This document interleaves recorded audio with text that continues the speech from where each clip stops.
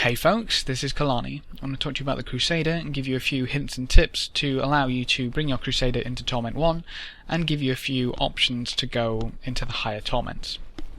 So this is going to be a little bit of a beginner guide type dealio, just to make sure you're on the right tracks to getting into the Torments and progressing further. So first things first, I want to look at gear very, very quickly. So one of the things you're going to have to look for on your gear is damage. So it's pretty easy to look for toughness. You know, you've got your vitality, resist all, armor, life. Your healing, you've got life regen and life per hit. You know, they're pretty self-explanatory. But to get the most out of your gear damage-wise, you're going to have to look at your specific damage slots. So your weapon needs a socket. That socket needs to have crit hit damage in it, the highest gem you have available. Everything on your gear needs to have strength. Probably should have mentioned that first, but you need strength on every single piece. If it doesn't have strength, you're losing quite a bit of damage just from that alone. Now, for damage, you want to look at your gloves. You need crit hit damage and crit hit chance. Those are pretty mandatory on your gloves. You can have other stats such as attack speed or cooldown reduction depending on the build you're running, but crit hit damage and crit hit chance are required. On your rings, crit hit damage and crit hit chance once again. Other stats, for example, if you're using unities, Stone of Jordan's, Ring of Royal Grandeur, you can have elemental damage, elite damage, average damage, that kind of thing. You can have attack speed, once again, depending on your build, and cooldown reduction. But you want to try and aim for crit hit chance and crit hit damage as a minimum. So you can see we've got crit hit damage, crit hit chance, strength, average damage. That's a half decent ring. I'd trade the average damage for cooldown reduction in my build. It'd probably give me a bit more oomph. And then you want to look at your amulet as well. So this is the same kind of thing. You want your main stat, crit hit damage and chance. Trying to say them at the same time is a bad thing apparently. But with an amulet you also want elemental damage. So look at what type of damage you've got most of in your build. For example, mine's Holy. I've got Holy on 3 abilities, 4 abilities. I've got Lightning on the other. So you don't really want to mix them, but for example with me, Provoke actually gives a really, really nice damage increase. So lightning damage is still useful, it's just not quite as useful as Holy. So I would trade out the lightning damage for Holy if possible, but lightning is still a DPS increase over any other stat there. Now, going forward from that, you can get lightning damage or holy damage, for me, on your braces, which, you know, extends to everything else. So you can get elemental damage on braces, and you can get crit hit chance on braces. So you want to try get that. You can also get crit hit chance on your helm. You can get crit hit chance on your shield, up to 10%, and that's pretty much it for the damage stats. As a little wild card, your belt can be really, really strange. So you've got Hellcat Waistguard for attack speed and elite damage. You've got Witching Hour for crit hit damage. You've got the Harrington Waistguard, I believe it is, for the damage increase on opening chests and other items. So that can be a nice wild card. But what you want to make sure you're doing is squeezing as much damage out of your gear as possible.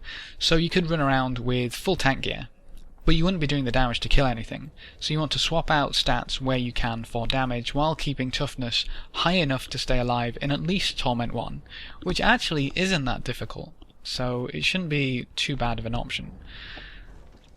So that hopefully gives you a little overview of gear and where you should be going with that. For your skills, I'd recommend trying to move away from melee skills and tank skills as much as possible. So just as a quick look through, we'll go for laws first. Laws are actually kind of bad.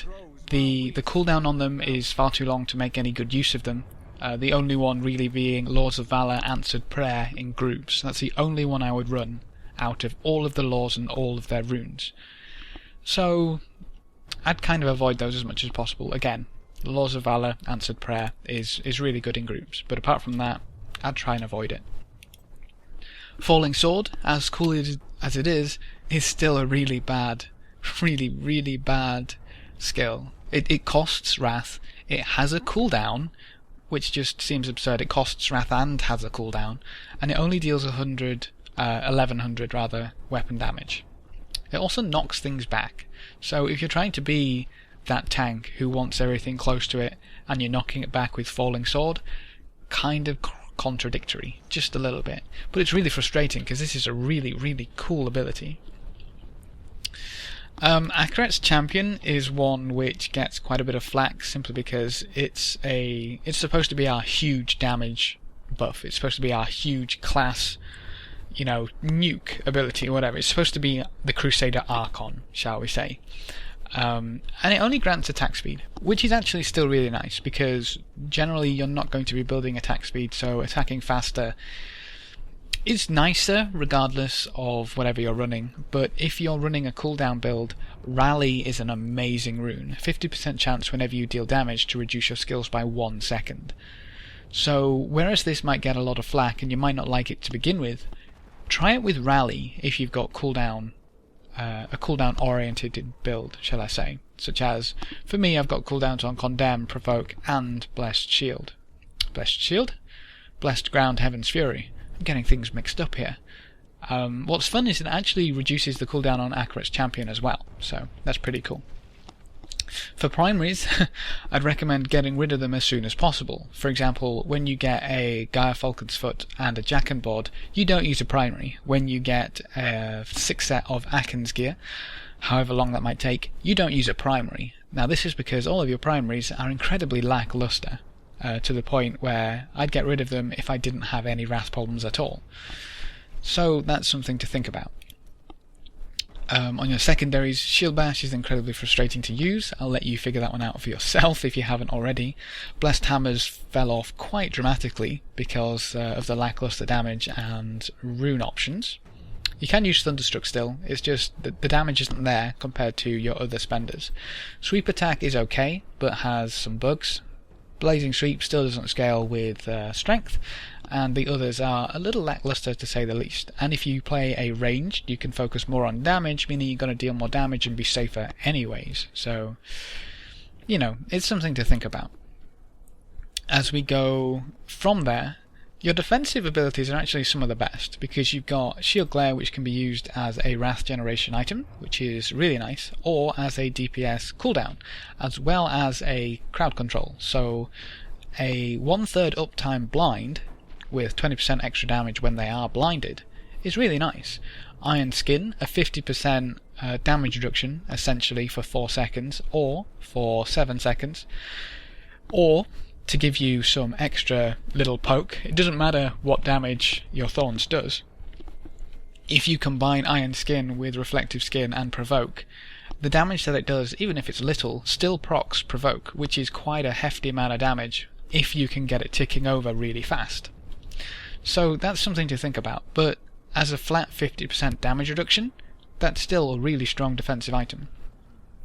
Or skill, whatever. Then Judgment with Resolved. Here we go. Judgment with Resolved. 6 seconds, immobilizes everything inside it and gives everybody essentially 100% chance to crit stuff in there. It's a really nice group buff. It's a really nice personal buff, I guess you could call it, if you're running Bombardment, because you Judgment into Bombardment and it crits and everything dies, which is cool. But apart from that, I probably wouldn't use it outside of a group, personally. I probably wouldn't use Consecration at all, but you may be able to find some builds where it works. That's pretty much all I really want to talk about the skills, except that Phalanx, if you don't have a specific legendary, for example I have the Blade of Prophecy currently, so I use Condemn. If you don't have a specific legendary, Phalanx with Bowmen is probably one of the strongest single target spells that we have, and it's really nice. I definitely recommend running that. To look at some synergy, you can use Heaven's Fury with Blessed Ground with Provoke charged up to give you a stupid amount of damage. This really is an insane combination, and I would recommend running it if you don't have a specific legendary which changes your build so you wouldn't run it. But even when you get something like a Blade of Prophecy, I use Condemn in place of Phalanx and still use this combination because of how strong it is. Provoke charged up should be in pretty much every Crusader build if you're running this kind of caster wizard build. It's just an insane damage cooldown. It really is crazy. Go give it a try if you haven't already. Apart from that, just make sure there is really nice synergy within your build. If you don't have synergy in your build, for example, if I run a primary, then I run Fist of Heavens. If I don't run Provoke, I instead run Blessed Shield. Okay, we'll just throw that down there. So I've got fire damage on Blessed Shield. I've got holy damage on Fist of the Heavens. So I can't get the most out of both of these abilities at the same time because they're different elements. At the same time, I can't cast both of them endlessly, because they both cost Wrath. Now, Wrath is our most infuriating part, simply because it regens so slow. To the point where, as soon as you can ignore Wrath as a resource, for example, with Gaia Falcon's Foot, have you noticed I've said that a lot? Or with your 6-piece Akans, you just ignore Wrath as a resource, and you don't need to generate it anymore. Which is kind of stupid and ironic, because ignoring the resource of a class seems an absurd, just moronic thing to do, but it's actually one of the best ways to play. So, yeah. I don't know. It depends on how you want to play. So, as a quick ending note, for all those beginning Crusaders out there, if you're not using Heavenly Strength and you don't have a Gaia Falcon's Foot, you're probably doing it wrong. This is a really, really awkward situation where it pigeonholes you into using a two-handed weapon because of the damage increase. A two-handed weapon will always benefit more from cooldown-orientated builds as opposed to attack speed builds. So that's something to think about. With a two-handed weapon, Condemn becomes really strong, Phalanx becomes really strong, Heaven's Fury and Provoke becomes really strong, because everything scales off weapon damage, which is higher with a two-handed weapon. Which is really frustrating because attack speed actually dictates more than just the speed at which you attack. It dictates your reactions. In that, if you're casting and try to move during the animation has to finish. That animation is dependent on attack speed. So if I steal my Templar's Thunder Fury,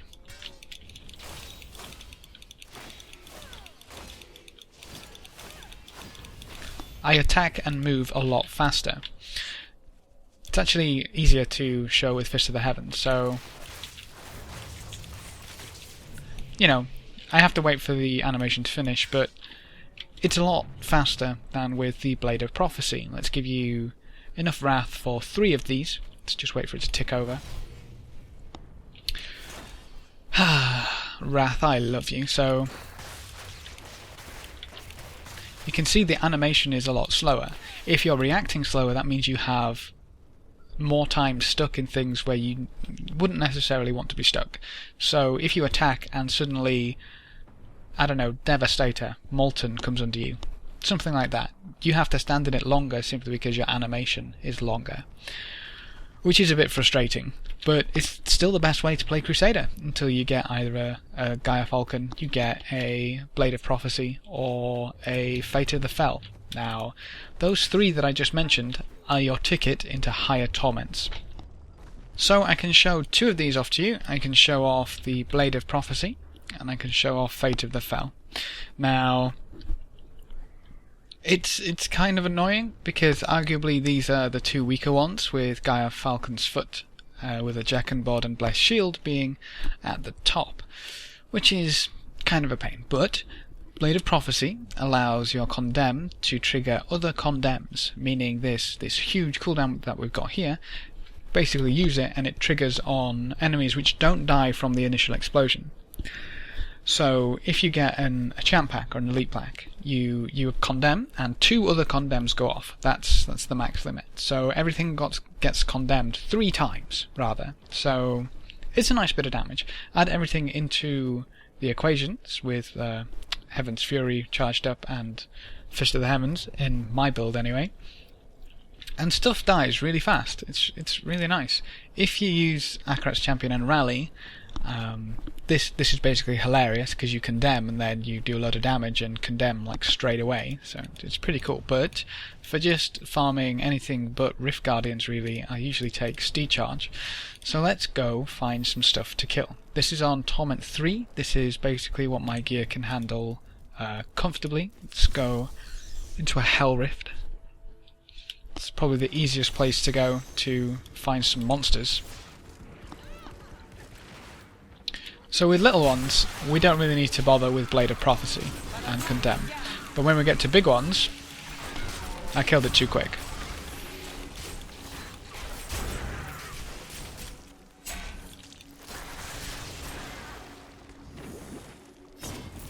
So if we get something bigger, and we Condemn, it condemns again, essentially doing twice the damage on large targets.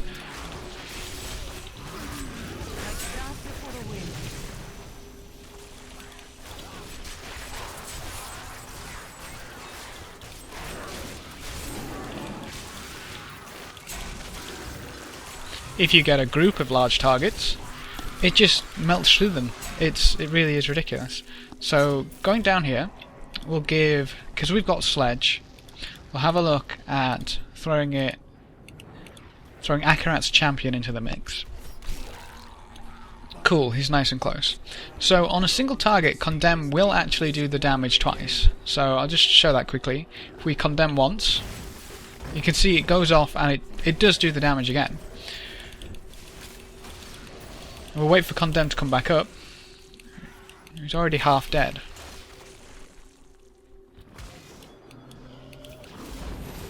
Okay, Condemn again. You can see it just chunks things down, and that's just with Condemn. Didn't really even get to show what it's like with Akarat's Champion, but the build itself can propel you quite far. Stack some holy damage on top of it with a Hallowed Barricade Shield, holy damage on your braces, preferably holy damage on your amulet and head if you've got an Andariel's, and you're basically laughing going into Torment 3, 4, maybe even 5 if you can get the rolls to push it that far. So we'll have a look at Fate of the Fell. Sadly, I honestly don't like this build because I love the Heaven's Fury, Blessed Ground and Provoke interaction. Those two together is ridiculous for damage. If you don't have one of these legendaries and you're not using these two, I recommend to try it. It really is insane. So we gotta swap a lot of things around. So Heaven's Fury becomes the Spender, which goes on my third. So Heaven's Fire. Then we'll roll with Bombardment and Impact. And we don't really need Provoke charged up because we're not dealing a lot of little damage, which is disappointing, and I love this ability, but we can run something like Judgment and Resolved or Shield Glare, so we'll go for that. And then I'll actually run Phalanx with Bowmen. I'll swap out Holy Cause for Lord Commander, and we should be okay. I actually want Smite and Reaping instead. So because we're using Heaven's Fury, which is this, we want it to be relatively close here-ish, so it gets hit, or the enemy gets hit by all 3 beams, meaning we're going a little closer than with the other build. So let's go somewhere else, where we can find some monsters.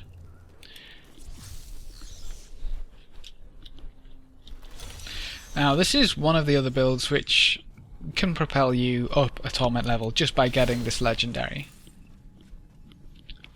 So I mean, I feel kind of bad for the guy, because we're going to Judgment, into Bombardment, and then Fire. So, literally because it now hits 3 times, it turns you into a bit of a shotgun. Once again, you want holy damage in every place possible. I guess one of the other reasons why I personally won't be using this build a great deal is because I don't have as much holy damage as I do lightning damage. So without using Provoke, I actually lose quite a lot of potential damage. But you can see the potential for this build is there. I guess it also helps, rather, that my Blade of Prophecy rolled a lot better than my Fate of the Fell.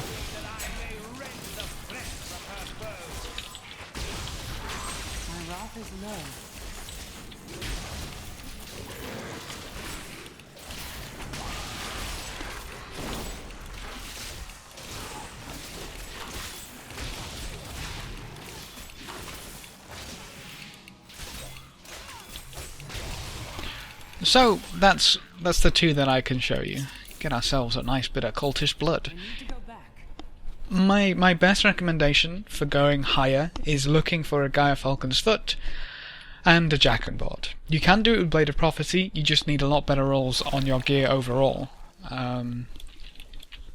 You get more out of a Gaia Falcon and Jackenboard, just put simply, which is kind of annoying, especially if they elude you.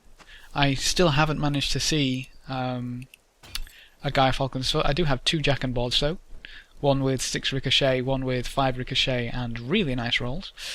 So, I mean, it just depends on where you want to take things. Hopefully this will get you into Torment 1, and if you get some of those items that I mentioned, you can bump it up to 3, 4, 5, and if you get perfect rolls on your gear, maybe even 6. But, I mean, just throwing a few pointers or ideas out there to help you get the ball rolling with Crusader. The best way to experience Crusader is to play it yourself, try out some of these ideas that are given you, and then kind of work from there. It's a nice class. One thing that you're going to notice really quickly is that it's very gear dependent, meaning if you don't get any of these items, if you don't get a Blade of Prophecy, Phase of the Fell, or Gaia Falcon, you're probably going to be limited to lower than Torment 4. Unless you get really nice rolls on all of your gear. And then, if you get either of these items, you'll probably jump straight to Tier 6, or Torment 6, which, you know, would make for a really happy day. But I just wanted to throw that out there. If you do have any questions or queries, please do ask them in the comment section below, or feel free to add me in game, Carniscar, hashtag 2471, and I'll happily just, you know, chat about Crusader, or any other class, or items, or anything you want thoughts on, really. I mean, I spent a good half hour with someone who wanted some tips and help on a Crusader and ended up having a lot more fun with it. So, you know, if you do have the questions and queries, please do not be afraid to ask. But that's it for this video. So before you leave, remember to leave a like below the video if you liked it, of course. If you want to see more, feel free to subscribe. But apart from that, thanks for watching, folks. Good luck and have fun. And as always, I will see you next time.